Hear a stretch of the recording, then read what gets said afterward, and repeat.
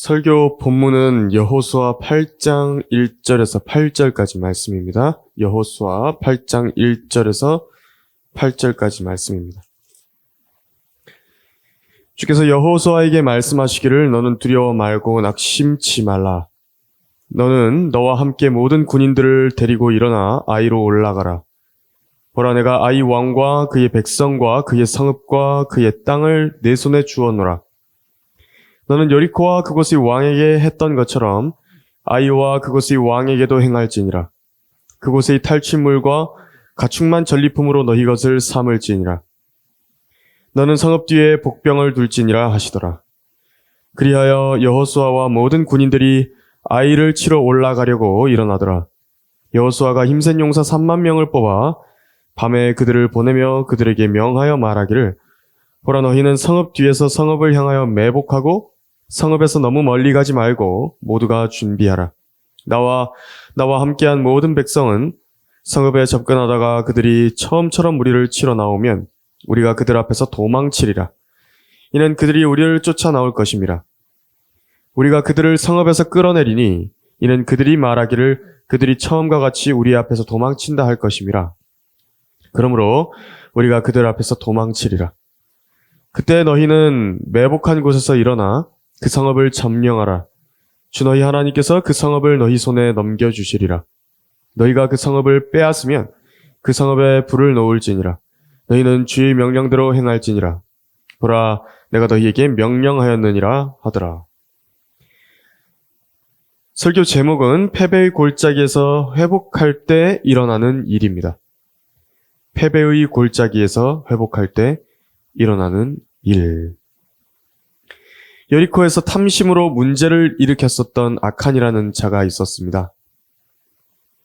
하나님께서 여리코 성을 무너뜨리실 때에 이제 그곳에 있는 어떤 탈취물도 개인이 취하지 말라고 이렇게 말씀하신 명령이 있었는데, 탐심으로 이 아칸이 금덩이와 바빌론제 옷 한 벌을 취했습니다. 이 자로 인해서 이스라엘 전체에 하나님의 진노가 내렸었습니다.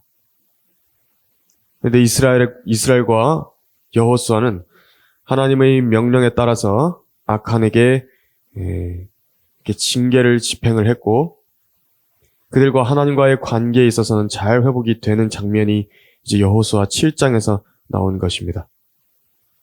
하나님의 말씀대로 아칸을 그 소유와 함께 돌로 치고 불태우고 무더기를 쌓아서 효시를 삼았던 것입니다.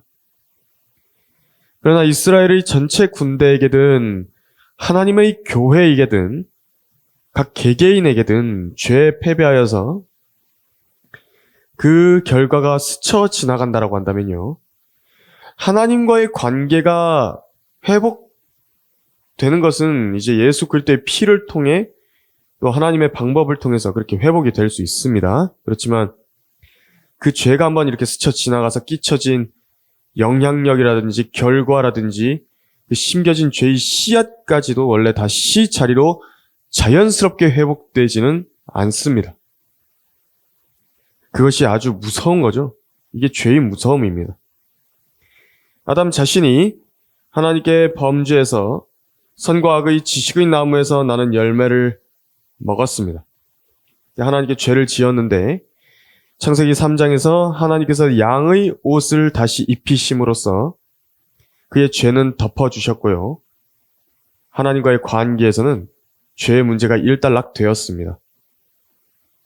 아담은 창세기 3장에서 하나님과의 그 관계가 회복이 됐던 것입니다. 그러나 그 결과는 어땠습니까? 에덴 동산이라는 낙원을 잃어버렸죠. 동산을 관리하던 자기 본래 위치도 잃었습니다. 하나님께서 주신 모든 좋은 것들, 수고하지 않고도 먹고 살 수 있었던 모든 호의도 다 잃어버린 것입니다. 그리고 이제 자기로부터 나오는 후대는 어떻게 된 것입니까?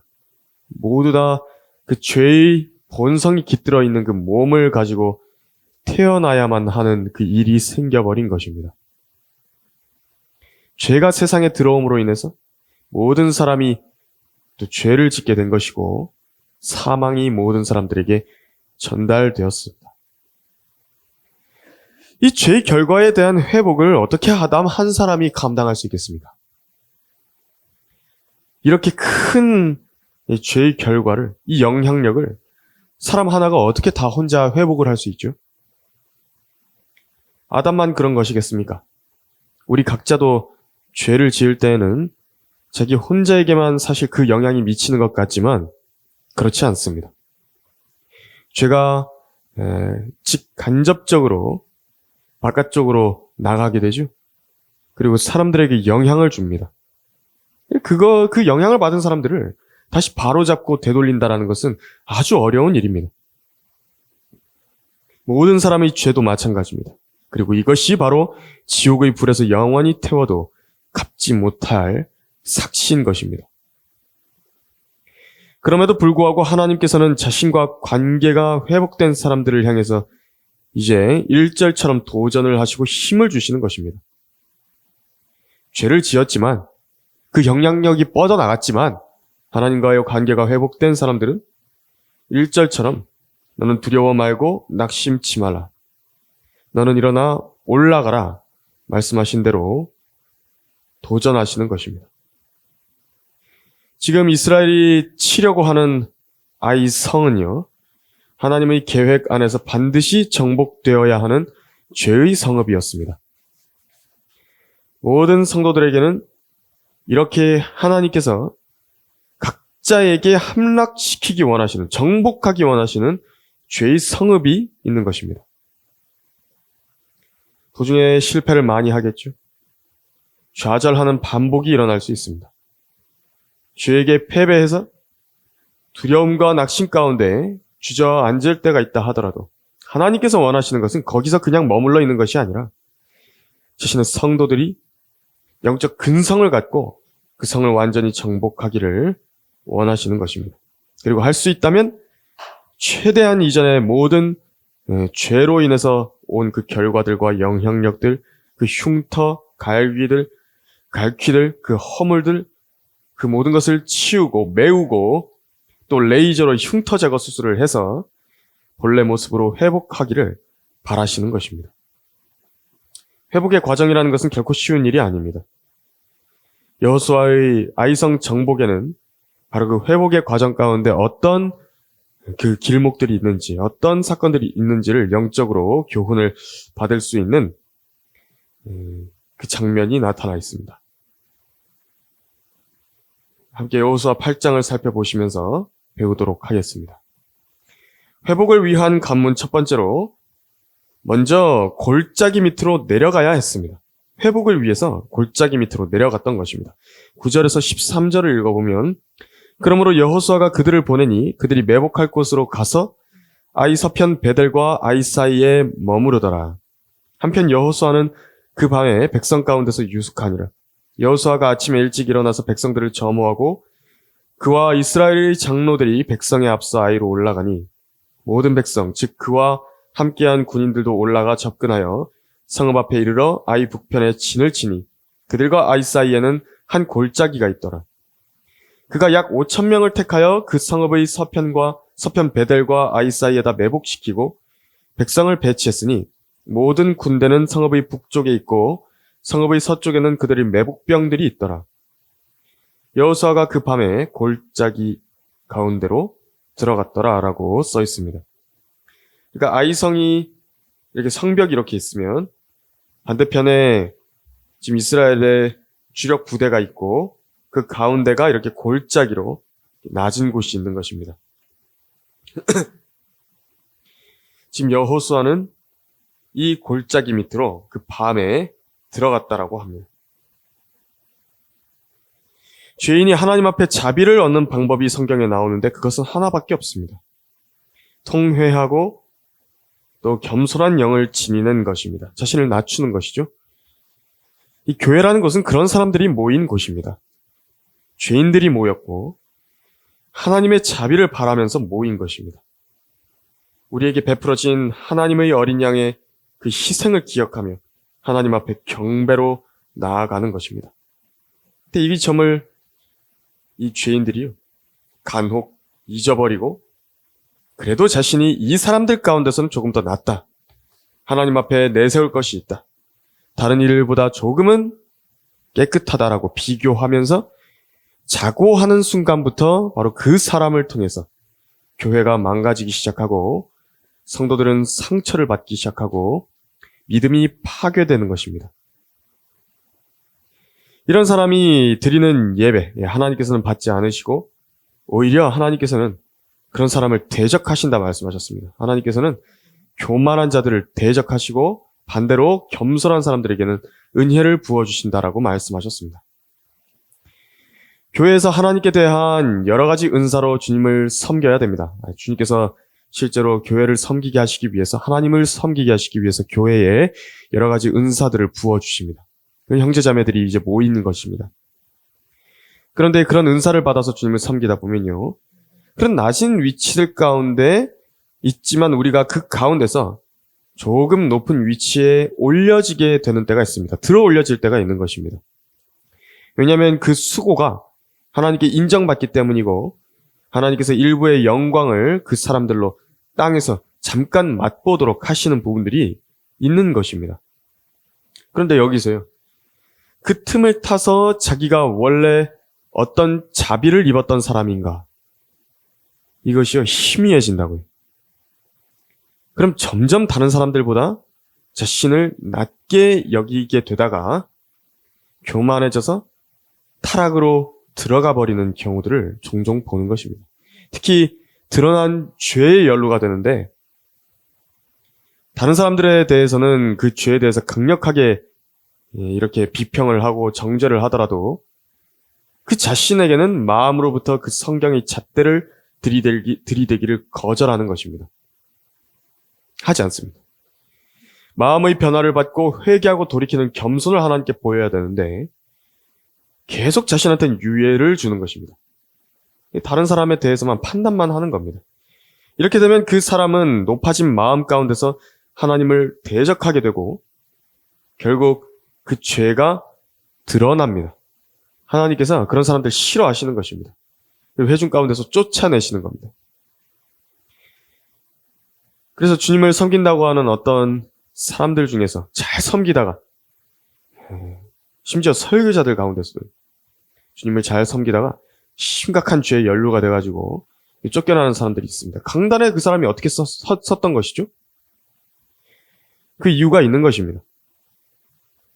그 중에 다시 이제 그렇게 범죄한 다음에 쫓겨났다가요, 교회에 복귀하고 싶다고, 또 회복하고 싶다고 하는 그런 마음이 있는 사람들이 몇몇 있는 것으로 알고 있습니다. 그래서 자기들이 무슨 하나님께 이제 모든 죄들을 자백했고 다시는 그 죄를 반복하지 않겠노라고 다짐됐다, 이렇게 이야기를 합니다.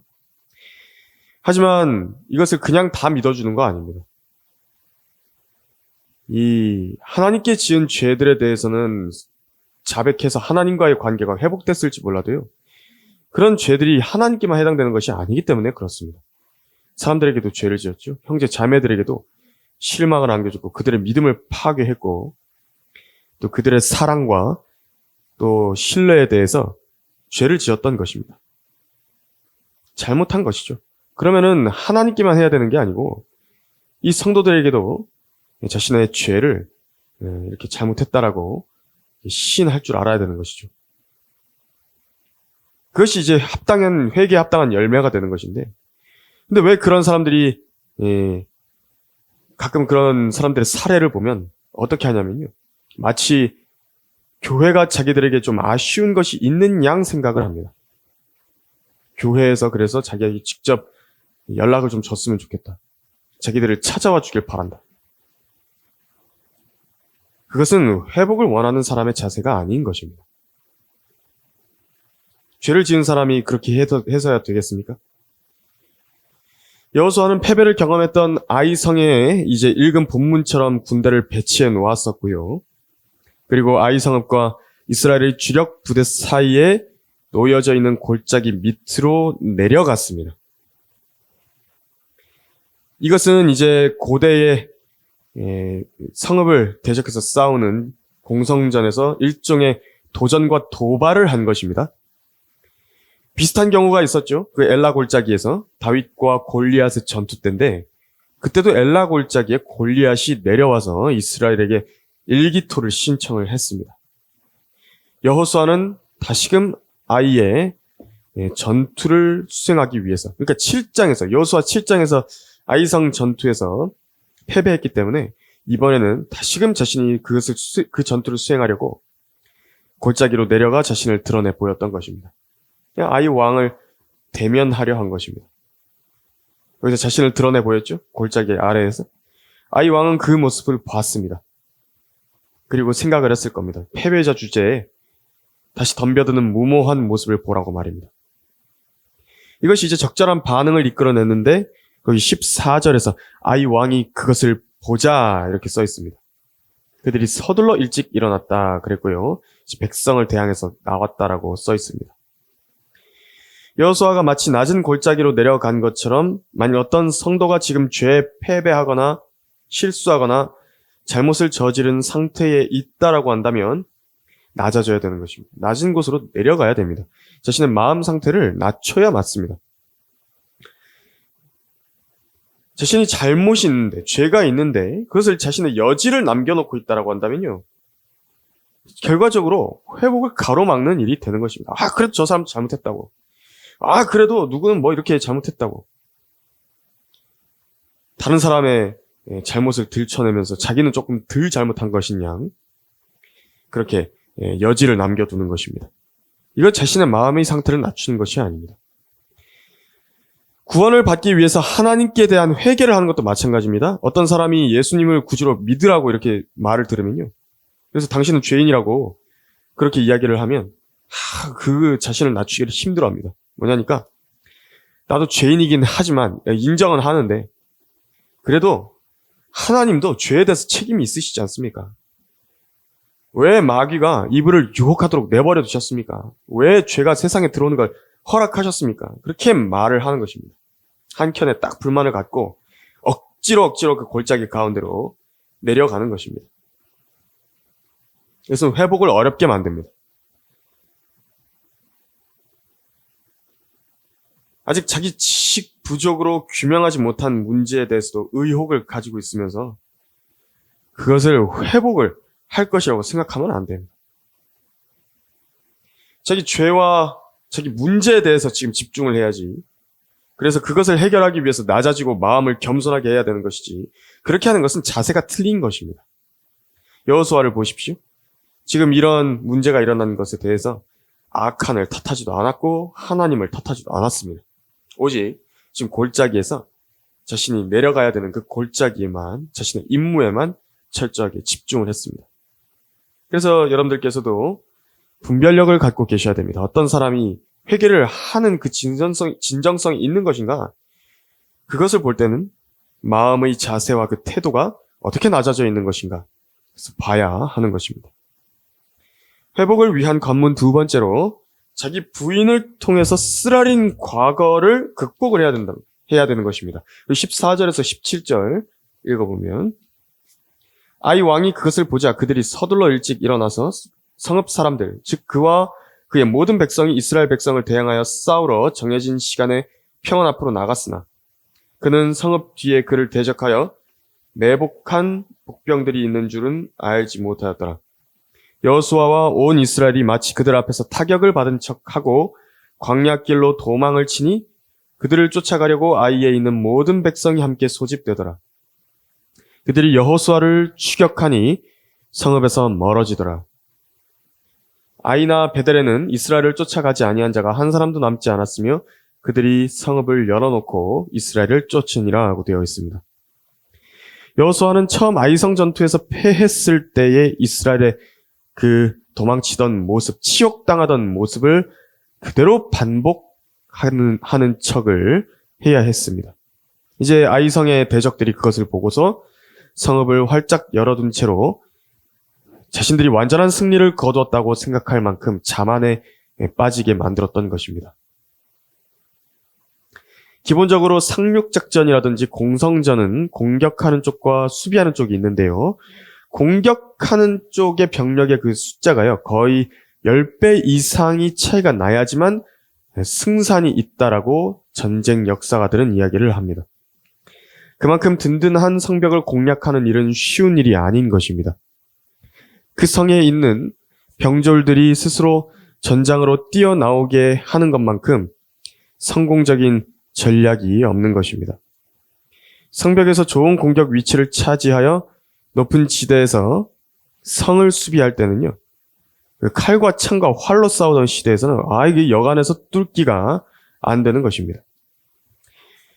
여호수아는 자신의 자존심을 버려야 했습니다. 물론 계획돼 있던 전략이긴 하지만요, 이 상대편에서 보기에는 여호수아나 이스라엘 민족이 얼마나 겁쟁이로 또 한심한 군인과 군대로 보였겠습니까? 여호수아도 그들이 그렇게 생각할 거라는 걸 알았던 거죠. 그래서 그 정도로 자신을 낮췄고 승리를 위해서는 이런 조롱과 치욕까지도 감수해야 했던 것입니다. 그래서 그렇게 교회에서 출회 공고가 나가지고 죄가 이렇게 정죄가 돼서 쫓겨났던 사람들이 다시 교회에 돌아오고 싶은데 못하는 것인가? 분명히 자기들이 회개와 자백을 다 했지만요, 했다 하더라도요, 이 더 큰 관문이 남아있기 때문에 그렇습니다. 창피스럽기 때문에 그런 겁니다. 사람들로부터 오는 모든 영광까지도 다 포기해야 되는 겁니다. 여호수아가 등을 돌려 광야로 뛰어서 도망갈 때에 얼마나 첫 번째 아이 성의 전투에서 이스라엘이 등 돌리고 도망가던 그때가 생각이 났겠습니까? 똑같은 치욕을 반복하는 거죠. 하지만 그걸 개의치 말아야지만 회복이 가능한 것입니다. 그래서 자기가 예전에는 주님을 어떤 은사들로 잘 섬겼다 자부를 했는데 자기의 그 죄가 모든 사람들에게 알려져 버린 거 아니겠습니까? 그런데 그 자기 죄들을 공개적으로 이제 알고 있는 회중 가운데로 들어가서 다시 공개적인 회원 간증을 하고 회중에게 자신을 회원으로 받아달라는 말을 하는 일은요, 정말 죽기보다 힘들 수도 있습니다. 이 일을 할 수 있다는 것은 이전에 자기가 높아져 있었던 모든 마음들을 다 낮춘 것이다. 이것을 정확하게 입증하는 회개에 합당한 열매입니다. 하지만 그렇게 하는 것이 두렵죠? 이것이 또 여러 번 자신의 마음을 괴롭게 할 것입니다. 그것 때문에 교회로는 들어갈 수 없는 것입니다. 이게 회복의 관문입니다. 또 돌아왔다 하더라도요, 그렇게 해서 돌아온 사람들도 있습니다, 실제로. 하지만 간증을 회복해 나가는 과정 가운데서 그런 치욕이라든지 성도들 가운데에서의 간증을 회복하는 과정 속에서 이렇게 패배의 쓰라린 기억과 과거의 영광이 자기 마음을 계속 괴롭게 하는 것입니다. 또 교회 안에 성숙한 사람들만 있나요? 육신적인 사람들도 있죠. 그래서 그거 가지고 얼마나 또 자기 이야기를 하겠습니까? 성경대로 믿는 사람들이 대열에 들어온 사람들도 이런 부분이 적용되는 것은 마찬가지입니다. 거의 대부분 성경대로 믿는 사람들이 된 사람들은요, 이전에 세상의 제도권 교회에서 좀 날리던 자신의 과거를 가진 사람들이 있죠. 이 부분을 아주 어려워하기도 합니다. 세상에서 좀 알아주는 위치에 있었던 사람들이 교회에 왔다. 그 대우를 그대로 받기 원해하는 경우도 있는 것입니다. 대학 교수였다라든지 정치인이라든지 기업 사장이라든지 의사라든지 유명인이라든지 선생이라든지 기자라든지 법조계 인사라든지 꽤나 사람들이 알아주는 위치에 있다가 이제 교회 생활을 한다라고 한다면 그런 지위를 그다지 취급을 안 해주거든요. 그리고 같은 형제 자매로 대해주다 보니까 거기에서 이제 자기를 부인을 해야 되는데 그것이 쉽지가 않은 것입니다. 심지어는 나이 문제도 가지고 나오는 것입니다. 물론 성도들 가운데서 나이는 존중을 해야 되죠. 하지만 그것을 그 자신이 이렇게 어떤 자신의 영광으로서 가지고 있다라고 한다면, 생각하고 있다라고 한다면 그때부터 성경대로 믿는 대열에서 생활하기는 어려워지는 겁니다. 이 세상의 신인 마귀는요, 사람들에게 그런 배경을 이용해서 영적 안목을 가리는 겁니다. 우리 본질을 보지 못하게 해버리는 겁니다. 교회는 아까도 잠깐 다루었던 부분이지만 죄인들이 예수 그리스도의 은혜로 부르심을 받은 곳입니다. 교회라는 곳은. 이 점을 간과하기 쉽죠. 그렇게 되면 이제 영적 전쟁의 전투 수행에 있어서 뿐만 아니라 하나님과 자신의 관계가 회복되는 데에도 걸림돌이 되는 것입니다. 예를 들어서 보면 또 이런 것도 있습니다. 자신이 막 피아노를 전공했다, 성악을 전공했다 하더라도요, 교회에서 그 간증이 모든 사람들 앞에서 본이 될 것이 아닌데, 그 사람이 지금 전공자라고 해서 찬양대 재능 수준보다 좀 높다 그래서 그 하나님을 섬기는 데에 불러다가 쓸 수 없는 것입니다. 그래서 이것 때문에 이제 자신의 사람들의 그 성도들의 마음 안에서 이 문제가 발생하는 것입니다. 자기를 부인해야 되는 겁니다. 주님께서 그리스도인들에게 자신을 따라오려면 자기를 부인하라는 그 명령을 왜 주셨는가? 분명해지는 겁니다. 즉 마음을 지켜야 되는데 마음을 지키려면 자기를 부인해야 되는 겁니다. 이게 필수 요소입니다. 그렇게 하지 않고는 계속해서 밀려오는 치욕이라든지 모욕감이라든지 그 교만함을 자극시키는 그 일들, 이것에 대해서요, 잘 이렇게 통과할 수가 없습니다. 이게 장애물들이거든요. 이거를 뛰어넘어야 되는데 그것을 잘 못하게 됩니다. 그리고 이제 결정적으로 그 사람을 통해서 하나님의 뜻을 실행하려고 그럴 때 그런 마음의 문제를 갖고 있기 때문에 할 수가 없습니다. 주님께서 못 쓰신다고. 회복을 위한 관문 세 번째로 끈질긴 기도의 근성으로 극복을 해야 됩니다. 18절에서 22절 그리고 또 26절을 한번 보면 주께서 여호수아에게 말씀하시기를 네 손에 있는 창을 아이를 향하여 뻗치라. 내가 아이를 네 손에 주리라 하시니 여호수아가 자기 손에 갖고 있던 창을 그 성읍을 향하여 뻗치더라. 여호수아가 팔을 뻗치자 매복병들이 그들의 자리에서 급히 일어나서 성읍으로 달려들어가 그것을 함락시키고 서둘러 그 성읍에다 불을 놓았더라. 아이 사람들이 그들 뒤를 돌아보자 보라 성읍의 연기가 공중으로 올라가는 것을 보니 이 길로나 저 길로나 도망갈 힘이 없어졌더라.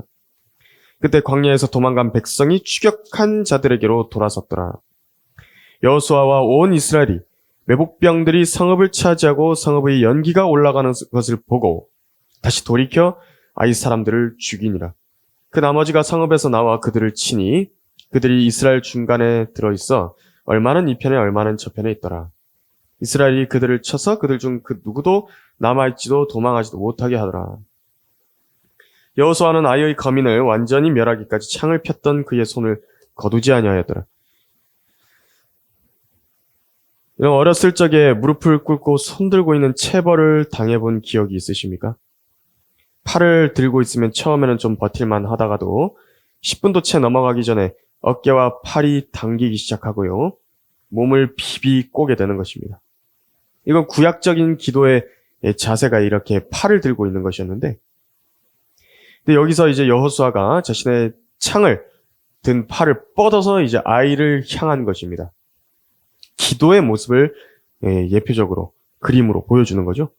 그 팔을 거의 6시간 동안 들고 있었는데 초자연적인 능력과 힘을 받은 것입니다. 6시간 동안. 하나님께서는 아이가 함락될 때까지 여호수아에게 그 창을 들고 있을 수 있도록 힘을 부어주셨습니다. 이 놀라운 장면을 성경에 기록하신 이유는 개인의 죄로 인한 실패든 공적으로 교회의 징계를 받은 일이든 하나님과의 관계에 있어서의 실패이든 어떻게든 회복을 하려고 한다고 한다면요, 이 자신의 죄 성읍에 대한 그 문제를 얼마나 끈질기게 해결하기 위해 기도해야 되는 것인가, 정복하기 위해 기도해야 되는 것인가, 그걸 잘 나타내 보여준다고 하겠습니다. 그만 목사님은 이렇게 기도의 근성을 도전하고 있습니다. 잘 들어보십시오. 당신은 하나님께서 당신에게 주신 과업이 끝날 때까지 지독스러울 정도로 끈질기게 붙어 있어야 한다. 기도 제목이 있는가? 주님께로부터 그 문제에 대한 확정적인 응답을 받을 때까지 포기하지 말라. 바울은 쉬지 말고 기도하라고 말했다. 이는 1년 365일 하루 24시간 계속 기도하고 있으라는 뜻이 아니다. 이 뜻은 기도의 응답이 확정적으로 올 때까지 기도를 멈추지 말라는 의미이다. 당신의 생활에서 제거해 나가야 할 죄나 나쁜 습관이 있는가? 승리를 얻을 때까지 싸움을 멈추지 말라.